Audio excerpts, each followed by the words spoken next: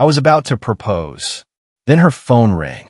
Before we begin the story, take a moment to support us by liking, sharing, and subscribing.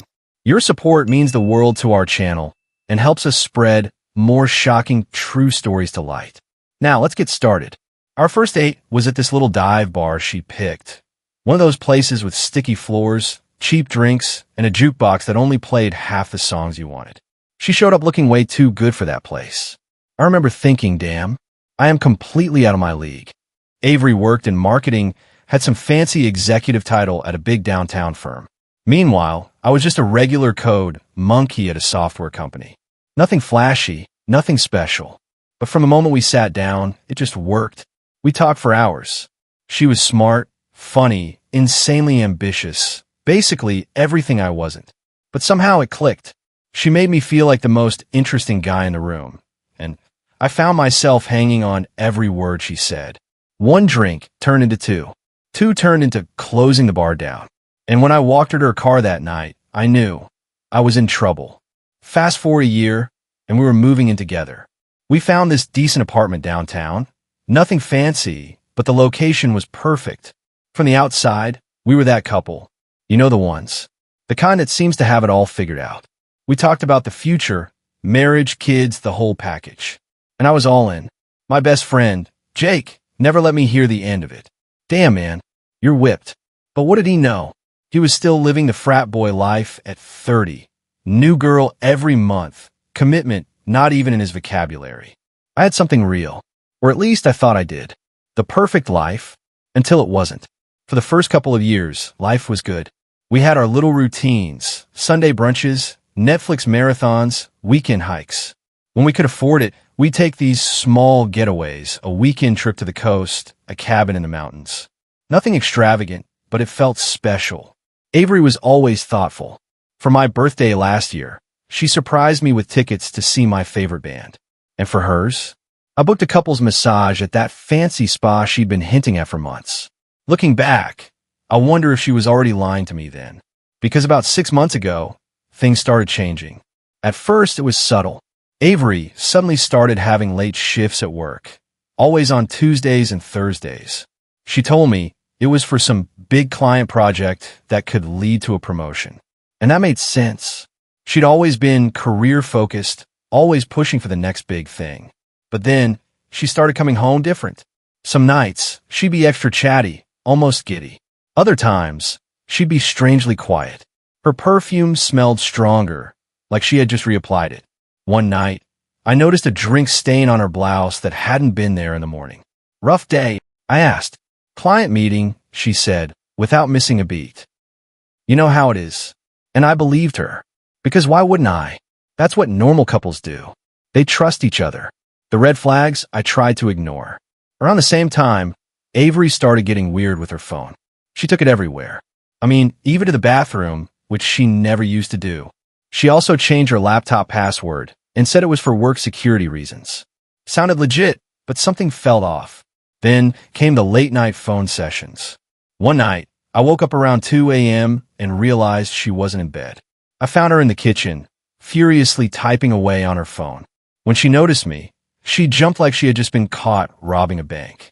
Jesus, you scared me, she laughed nervously, quickly flipping her phone face down. Just checking work emails. At 2 a.m., I wanted to push. I wanted to ask more. But instead, I just nodded and went back to bed, try to ignore the sinking feeling in my gut. And then there were the phone calls. She started getting more of them, but she'd always step into another room before answering. When I'd ask about her day, her answers felt hollow, like she was just throwing random details at me to keep me from asking anything deeper.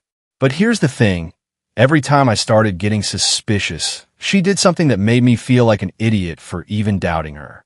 She'd surprise me with tickets to a game. She'd cook my favorite meal. She'd pull me in for a kiss and whisper, "I love you so much, babe." It was like she knew exactly when I was starting to suspect something and exactly how to throw me off her trail. So I did what any good boyfriend would do. I doubled down. I planned more date nights. I brought her flowers randomly. I even took her on a weekend trip to a winery she'd been dying to visit. And then I figured it was time. I went ring shopping. I spent weeks researching diamonds, reading up on the 4Cs like I was training to be a damn gemologist. I even asked her best friend, Mia, to help me pick something out. "You sure about this?" Jake asked when I showed him the ring. "That's a lot of money for a little rock." I just smiled like a complete idiot. "She's worth it," I said, completely unaware of what was coming. The proposal that never happened. I had everything planned. Dropped 3 months' salary on that ring. Booked a table at Vincenzo's, the kind of fancy Italian place that has a 3-month waiting list. Even got Mia involved. She was supposed to make sure Avery looked perfect, did her nails, wore something nice, all that stuff girls apparently care about for proposal photos. The day I planned to propose, I was a wreck. Kept checking my pocket every 5 minutes, making sure the ring was still there. Paced around our apartment like a madman, waiting for Avery to come home from work so we could head to dinner. Then her phone rang, and that's when everything fell apart. She had forgotten it at home that morning, something she never did. The screen lit up. Same number. Not saved. Then again, and again, for calls in 10 minutes. Something in my gut told me to pick it up. I told myself, what if it's an emergency? What if she's in trouble? I answered, "Hey babe, I've been trying to reach you. Can't wait to see you tonight." Same place as always. My whole world stopped. My hands went numb, like I was suddenly holding something that wasn't real. My ears were ringing. The room started spinning, and I had to sit down before I collapsed. "Hello, Avery? You there?" I hung up. Didn't say a word. Because what the hell was I supposed to say? "Hey man, this is actually her boyfriend. Please tell me you're not banging my girlfriend." "Yeah, right?" For a few seconds, I just sat there, staring at nothing, trying to force myself to breathe. Then, like my body wasn't even mine anymore, my hands started moving on their own. I opened her phone. No password. I had told her a million times to put one. She never did. Now I knew why. I checked her messages. The number wasn't saved. That was red flag number 1. Who doesn't save a contact these days? Then I started scrolling, and what I found made me want to throw up.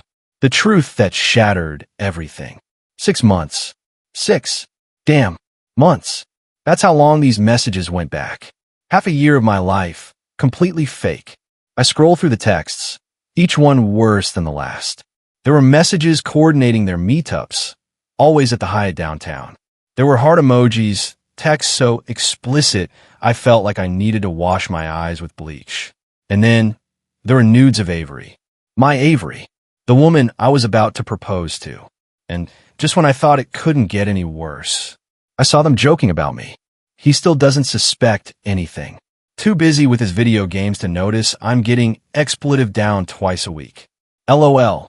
I felt like I was going to be sick. I barely even played games. Maybe a few hours on the weekend with Jake, but apparently that was enough for her to paint me as some oblivious loser while she was out sneaking around. And then I saw their future plans. Texts about moving in together. About how she was planning to break things off with me after the holidays because she didn't want to ruin my Christmas. How considerate, right? Wouldn't want to spoil my holiday spirit before ripping my entire life apart. As I sat there, scrolling through 6 months of betrayal, my stomach was twisting in ways I didn't think were possible. And then another text came in. From him. Don't forget to delete these messages like always. Your boyfriend's too trusting for his own good. You think? I barely had time to process that last bit when I heard it. Her key in the door. I snapped out of it, slammed her phone down exactly where she left it, and tried to act normal. Whatever normal looks like when you've just found out the person you love is a lying, cheating piece of garbage. She walked in, all smiles, looking gorgeous as ever in her work clothes.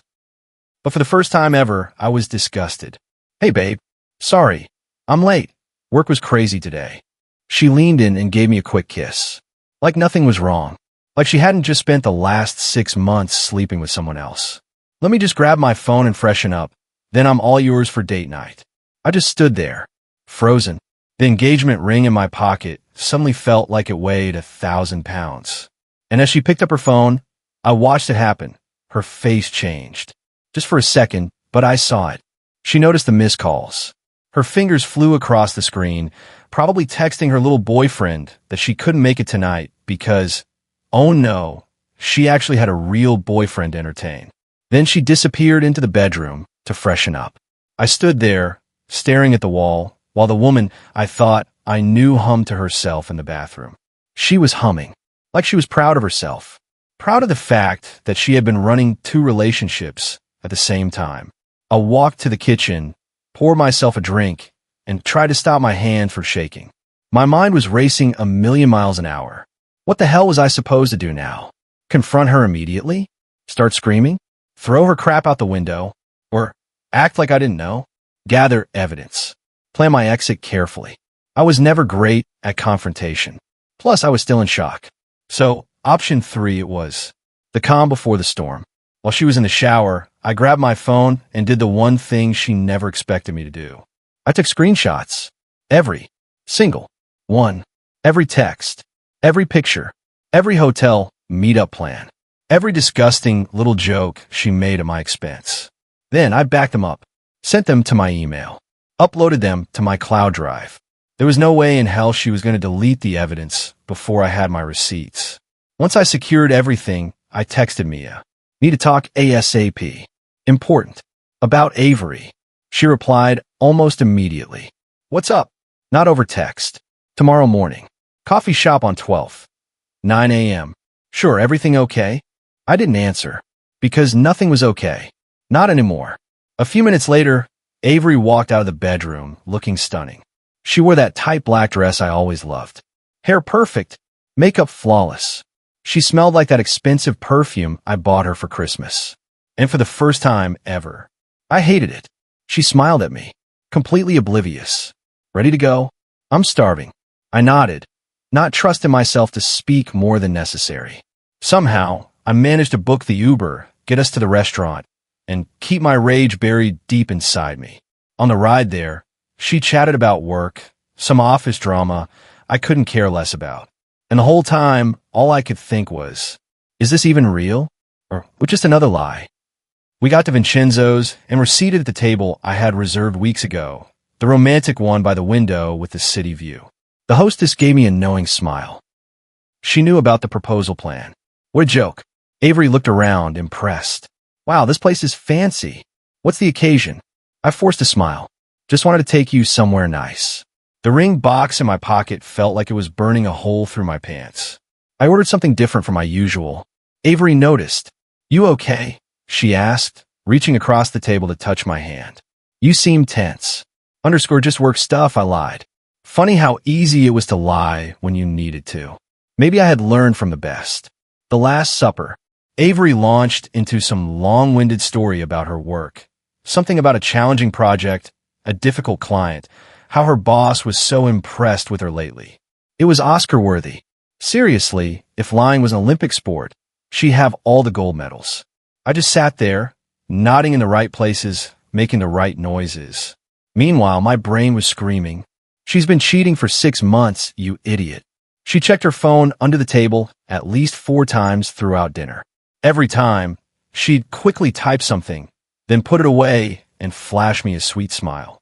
Sorry, work emails. Can't escape them, even at dinner. Sure, work emails. I forced myself to eat, but everything tasted like cardboard. She, on the other hand, was having the time of her life. Ordered dessert, chocolate mousse. We supposedly shared it, but let's be honest, she ate most of it. Then, she tried again. So, what's the special occasion? She asked, giving me that curious smile. You've been so secretive about tonight. For a split second, I almost did it. I almost pulled out the ring right then and there, just to see the look on her face. Instead, I took another sip of my drink and said, just wanted to do something nice. Her smile widened. You're the best. I'm so lucky to have you. The irony was almost too much to handle. She was sitting there telling me how lucky she was while planning to dump me after the holidays, while screwing another guy twice a week during her late shifts. By the time we got home, I was mentally drained from pretending everything was normal. I laid awake all night, staring at the ceiling, listening to her sleep peacefully beside me. The person I thought I knew better than anyone. The person I was ready to spend forever with. And in reality, I didn't know her at all. The morning after, truth, betrayal, and a plan. I was up before the sun. No sleep, just running on pure rage and adrenaline. At exactly 9 a.m., I walked in the coffee shop on 12th. Mia was already there, waiting for me. She looked up from her latte, eyes scanning my face. And judging by the way she frowned, I must have looked like absolute crap. Tyler? What's going on? You look. She hesitated, then lowered her voice. Like you just found out your entire life was a lie. I sat down, folded my hands on the table, and cut right to the chase. How long have you known? Her face froze. I watched as a mix of emotions flashed across her eyes. Guilt, panic, hesitation. Known what? She tried. I leaned in, keeping my voice low but firm. Avery cheating on me. How long have you known? She flinched. That was all the confirmation I needed. Then, she sighed, set down her cup, and looked away. A month, she admitted quietly. A month. I clenched my jaw, trying to keep my hands steady. And you just let me plan a proposal? She swallowed hard. I confronted her about it, she said quickly. She swore it wasn't serious. Said it was just physical, that she was going to end it. I laughed. A bitter, hollow sound. And you believe that crap? Mia winced. She was my best friend, Tyler. I thought I knew her. I thought she'd do the right thing. I pulled out my phone, opened my screenshots folder, and slid it across the table. She wasn't just planning to end it. She was planning a whole damn future with him. Mia's face went pale as she scrolled through the messages. Oh my God, she whispered. I didn't know about any of this. She told me it was just a fling. I snatched my phone back. Yeah?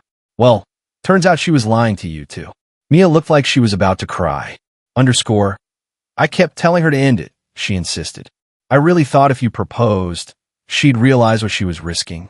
That she'd choose you. I stared at her, letting that sink in. So you used me as a test. Mia's shoulders sagged. I wasn't thinking of it like that, but yeah, I guess I did. And I'm so sorry. I let out a slow breath, forcing myself to focus. I already knew what I had to do. Who is he? I asked. Mia hesitated. Some guy from her company's LA office. Derek something. They met at a conference about 6 months ago. That tracked with the timeline. Avery had gone to LA for a marketing conference back in June. Came back all excited about new business connections. Guess she wasn't talking about professional ones. Does anyone else know? I asked. Mia shook her head. Not that I'm aware of. I exhaled sharply. All right. Then I guess it's time they do. I pulled out my phone and showed her the email I had drafted the night before. It was addressed to Avery's parents, her sister, her closest friends, and several of her coworkers. Attached were screenshots of the most damning texts and photos. Mia's jaw dropped. That's brutal, she whispered. I looked her dead in the eye. You know what's brutal? Planning to propose to someone while they're planning a life with someone else. Mia didn't argue. She knew I was right. When are you sending it? She asked softly. Today, after I talked to her. And while she's at yoga, I'm moving my stuff out. Mia's eyes widened. You're leaving? Just like that. I nodded. What would you do, Mia? Stay and try to work it out with someone who spent 6 months screwing another guy while mocking me behind my back. She had no answer. Before I left, I had one last question. Did you ever cover for her? Mia shook her head firmly. No. I never lied for her. When she told you she was with me on those nights, I had no idea she was using me as an alibi. I only found out when I saw them together. I wanted to believe her. I'm going to need the spare key back, I said, holding out my hand. She hesitated, then dug through her purse and handed it over. For what it's worth, she murmured. I really am sorry. I gave her a long look. Yeah, I said, standing up. Me too. Packing up 3 years in 3 hours. I left the coffee shop with one mission in mind. Get the hell out of there before Avery even suspected a thing. The moment I got back to the apartment, I went into autopilot mode. Heavy checkmark called work, told them I needed a personal day. Heavy checkmark called Jake, filled him in on everything. Heavy checkmark called my landlord, got my name taken off the lease. Heavy checkmark called the bank, separated our joint account. By 11 a.m., Jake pulled up in his truck, ready to go. Avery was at her regular Saturday morning yoga class. The one real thing in her schedule of lies. We worked fast. Grabbed my essentials, clothes, electronics, personal items. Left all the furniture. Heavy checkmark the couch. Hers. Heavy checkmark the TV. Hers. Heavy check mark the expensive kitchen set she picked out. Hers. By noon, everything I cared about was packed into Jake's truck in my car. 3 years of my life, gone in 3 hours. Jake leaned against his truck, arms crossed. You sure about this, man? He asked. Not that I blame you, but it's pretty final. I looked at the apartment one last time. Then, I set my key on the kitchen counter next to a small, folded note. It only had 3 words. I know everything. I turned back to Jake. That's the point. The confrontation. Jake helped me unload my stuff at his place. He offered to stay for moral support, but I told him I needed to do this part alone. At exactly 1 p.m., I walked back into the apartment. Avery was already there. She stood in the middle of the room, eyes wide, tension radiating off her. She had already seen the missing stuff. She had already seen my key on the counter. She knew. What's going on? She asked, her voice tight. Why are your things missing? Why is your key on the counter? I didn't bother with words. I pulled out my phone, hit play, and let her own voice destroy her. Her sweet little messages to Derek filled the room. The I miss yous. The can't wait to see yous. Every disgusting detail of their affair, echoing through the space we had once called home. She froze. Her face went pale. I watched her world collapse in real time. I can explain, she started. Don't bother. I cut her off, voice cold. I saw it all. The texts. The photos. Your little plan to dump me after the holidays. Mia filled in the blanks this morning. Her eyes flared. Not because she felt guilty. No, she was furious that Mia had snitched. Mia, told you? She hissed, like that was the real betrayal here. Like her best friend turning against her was worse than the fact that she had been screwing another man for 6 months. She didn't have to, I said. Your boyfriend called 4 times yesterday. Guess he forgot the part about deleting the evidence. That's when she switched gears. Her face hardened. Her voice snapped. Look, it's not what you think, she spat. We were never official, Tyler. I don't have a ring on my finger, do I? I waited for you to commit for 3 years. What was I supposed to do? Just sit around forever while you made up your mind? I actually laughed. A sharp, humorless laugh. Options. I repeated. Is that what you call it? Sneaking around like a coward? If you were so unhappy, you could have just left. But no, you had to play house with me while playing mistress with him. I stepped closer, voice low, steady. You think you were some victim of my indecision? I was going to propose to you last night. Her face cracked. For the first time, realization hit her. What? She whispered. I pulled out the ring box and tossed it on the coffee table. Yeah, had it all planned. Dinner at Vincenzo's. Ring in my pocket. Mia helped set it up. But then your phone rang, and I got a front row seat to reality. So congratulations, Avery. You didn't get the ring because you were too busy getting bent over in hotel rooms by Derek. Her lip trembled. She reached for the box like it was a lifeline. Like it could somehow fix everything. We can fix this, she said weakly. It was a mistake. It didn't mean anything to me. I moved the box out of reach. 6 months of mistakes isn't a mistake. It's a lifestyle, and you lived it well. Her fake tears dried up fast. Anger replaced them. So that's it, she snapped. 3 years, and you're throwing it all away over one little indiscretion? I scoffed. Little? Avery, this wasn't some drunken accident. This was planned. Coordinated. You played house with me and played mistress with him. You insulted me behind my back. You lied. Over and over. That's not little. That's you showing me exactly who you are. I dropped a folder onto the table. Heavy check mark my name was off the lease. Heavy check mark utilities? Done. Heavy check mark joint account? Closed. I'm gone, I said simply. Her face crumbled. You're just leaving? She whispered. Now that I know you were going to propose, we can fix this. I laughed again. Yeah, convenient timing. Now that the safety net is gone, you suddenly want to work it out. No, Avery. There's no we anymore. There's just you and your regrets. She stepped forward, reaching for me like I was still that idiot who would have fallen for it. You don't mean that. You love me, Tyler. I know you do. I stared at her. Calm. Solid. Unmoved. The person I loved doesn't exist anymore. I turned to leave. Then I stopped. Oh, check your email in about 5 minutes, along with your family, friends, and coworkers. Her face drained of color. Underscore, what did you do? She whispered. I looked her dead in the eye. Just shared the truth. Something you should have done from the beginning. Her eyes went wide with panic. Tyler, please don't do this. I'll do anything.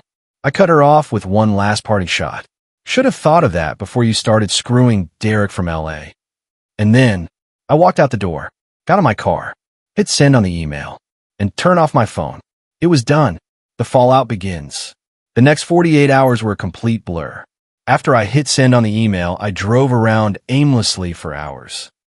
Ended up in some random park on the other side of town, just sitting in my car, staring at nothing, feeling like a hollowed-out shell of a person. By the time I finally turned my phone back on around midnight, it exploded with notifications. Heavy checkmark texts. Heavy checkmark calls. Heavy checkmark voicemails. Heavy checkmark emails. Everyone had something to say about the nuclear bomb I had just dropped on Avery's life. First up, her sister. 7 missed calls. The voicemails started angry and just got worse. Heavy checkmark. You're a piece of crap for airing this out like that. Heavy checkmark. This isn't how adults handle problems. Heavy checkmark. You could have just broken up with her privately instead of ruining her life. Yeah, sure. Where was all this family concern when Avery was cheating for 6 months? Then came her parents. Both of them sent long-winded texts about how I should have been more mature about this. They talked about how Avery was in a really dark place now. How I should have discussed this privately instead of humiliating her in front of everyone. Humiliating her? She humiliated me for half a year. She spent 6 months sneaking around, lying to my face, mocking me behind my back. I gave her nothing she didn't deserve. Then there was Mia. She just texted, heavy checkmark. Avery is completely destroyed. She hasn't stopped crying. Cool story. Don't care. But the best responses? Those came from her co-workers. Apparently, Derek wasn't just some random guy from her LA office. Nope. He was a senior director. And guess what? He was also very much engaged. And now, everyone at their company knew. His fiancée had seen the emails and went nuclear. From what I heard, she confronted him in front of everyone. He tried to spin it like Avery was obsessed with him and wouldn't take no for an answer. Classic move. Throw your side piece under the bus to save your own ass. Unfortunately for him, his fiancée wasn't buying it. She reached out to me, asked for everything I had. So, I sent her the whole damn folder. The texts, the photos, everything. And then, she forwarded it all to his family, friends, and their entire wedding party. 2 lives imploded for the price of one. And I didn't feel bad. Not even a little. Meanwhile, back in hell, Avery was in full damage control mode. According to mutual friends, she was telling people that we were practically broken up anyway. That in her mind, we were on a break. Total bull. She even had the audacity to play the victim. Heavy checkmark told people I was never around. Heavy checkmark said I was always gaming with the boys instead of paying attention to her. Heavy checkmark acted like she was lonely, and that's why she strayed.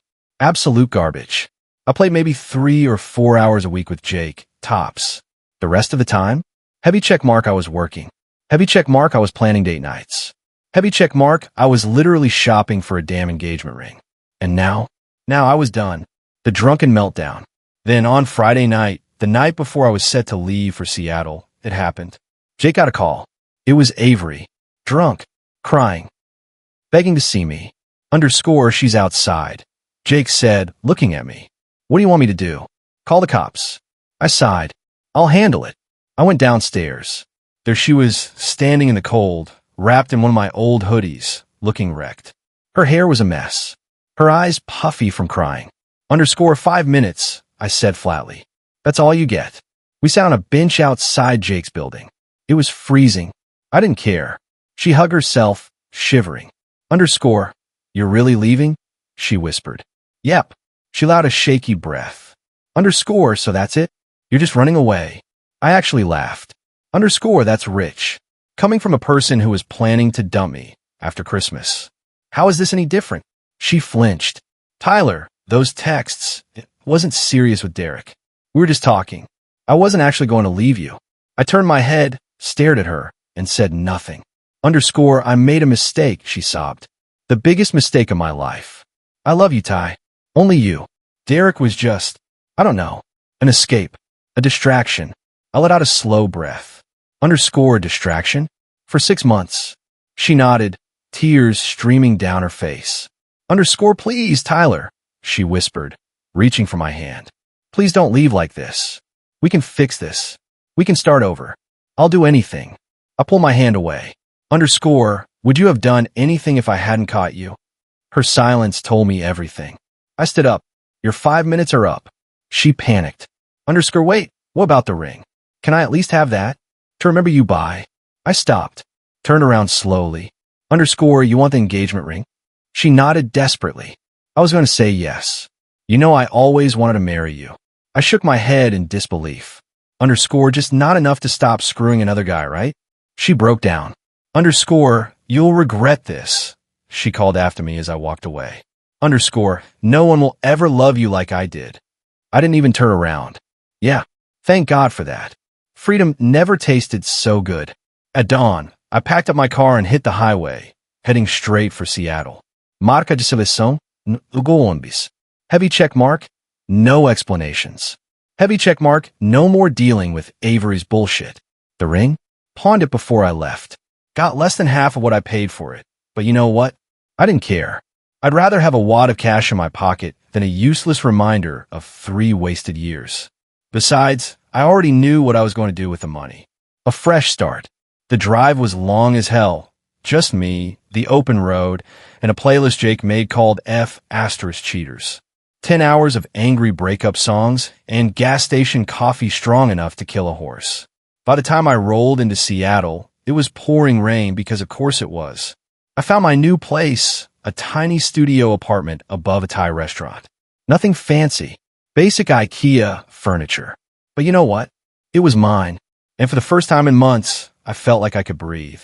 Avery's life burns to the ground. Over the next week, I stayed off the grid. Didn't check my phone. Didn't respond to texts. Just focused on moving forward. Then one day Jay called. Dude, you're not going to believe this. Turns out, Avery's life had fully imploded. Heavy check mark, Derek got fired. His fiancée had gone scorched earth, exposing everything to his boss, family, and friends. Heavy check mark, Avery got caught in the crossfire. Word spread that she was messing around with a higher-up, and HR didn't like that. Heavy check mark, she lost her job. Fired within a week. From what Jake heard, she tried to play the victim, but no one was buying it. Guess people don't feel bad when you screw over the wrong person. The final attempt to reel me back in. After a few months, things got quiet. No texts, no calls. Then, one night, my phone rang with a number I didn't recognize. Against my better judgment, I answered. Tyler. It was Avery. Drunk. Again. I got a job interview in Seattle next week, she slurred. We should meet up. My blood ran cold. She was coming here. I shut that down immediately. Don't, I said firmly. Don't come here. Don't try to find me. We're done. She laughed bitterly. You can't tell me where I can and can't go. It's a free country. I tightened my grip on my phone. Listen to me closely, Avery. If you come here trying to find me, I'll get a restraining order. That sobered her up real quick. You wouldn't. Try me. She went silent.